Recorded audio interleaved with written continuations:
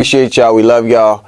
I'm Jamar McKeel. I'm James Joe. And y'all just got served with J&J Sports. Happy New Year. It's your boy J Mack, and I'm on the set of J&J Sports. And so I just want to send a shout out to J&J Sports for having me once again. Watching content like what y'all put up. So yeah, let's rock and roll, brothers. Real quick, man. So KD says an MVP is more valuable than winning a championship. Now he got a lot of backlash from this. Why that there's backlash there? Because I mean, you want to win the championship, and it's not just for you, but for the whole team. And it's not. Is there like any kind of money involved for MVP? I mean, you go in the history book. It's kind of like a boxer, be like undefeated. Boxer undefeated and never had a loss. You're in the books, and if nobody takes that spot, I mean, it does hold value for the rest of your life. But I don't like that comment either. And I feel like that's what it all makes sense though, James. When he traded from OKC to Golden State to be that missing piece to get that chip, that's when we knew who he really was. And he's selfish minded. And I used to love KD, James. Like I had his shoes. I'll still rock his shoes now, but he was like my idol in them early 2000 stages of basketball. But ever since that, it's like, yeah, man.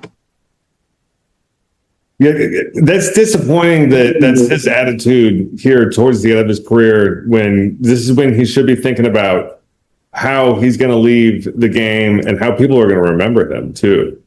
Because you got to think about it. At some point in time, we did have conversations of KD being close to LeBron, and the conversation is the great, but when we seen this comment, this pushes him like 5 steps back. You know what I mean? It's like LeBron, they can say a lot of things, but he is a leader and he wants the rings. The MVPs, that's like, that's cool, but he wants the rings. Of course. And I like that attitude compared to KD's attitude, because it's like, I'd like to go out with that ring, going out completely on top, and then I can retire. Because obviously, and it's something both of us have repeated multiple times, he wins, he's like done right then after that, probably. That's his last pro basketball game. Right.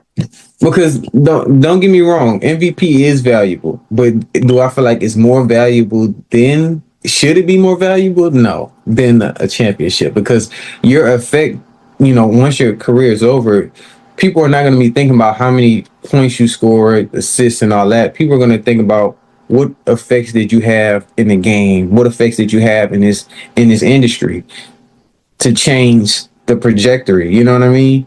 Versus that. So, well, and he's got to be pretty close to retiring too. So it's like, would he either want to keep playing after getting that MVP, or would he retire, or would a ring make him want to retire or keep playing?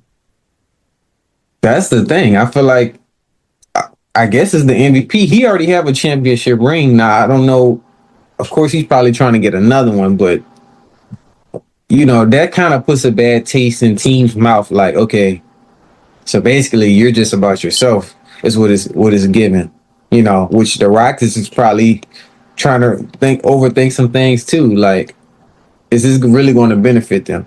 I guess one of the things or ways we could look at it is maybe it's a positive of what he's saying is, hey, if I'm MVP, then everybody else is going to have success. And then, we get a championship along with that. But do you think? I mean, I hope that's what he's saying. I really do, because I don't know if he's going to, but a lot of this stuff, James, is like Twitter and gossip and, tweets and stuff like that. So they're never going to come out and he's not the type of person that's going to come out and explain himself. That's the first thing. So we'll never, it's really kind of anonymous unless he responds back to it. Hey, like, hey, I meant this. And but it does put a bad taste though, which I kind of already knew who he was. Like I said, when he went to Golden State to get the easy ring.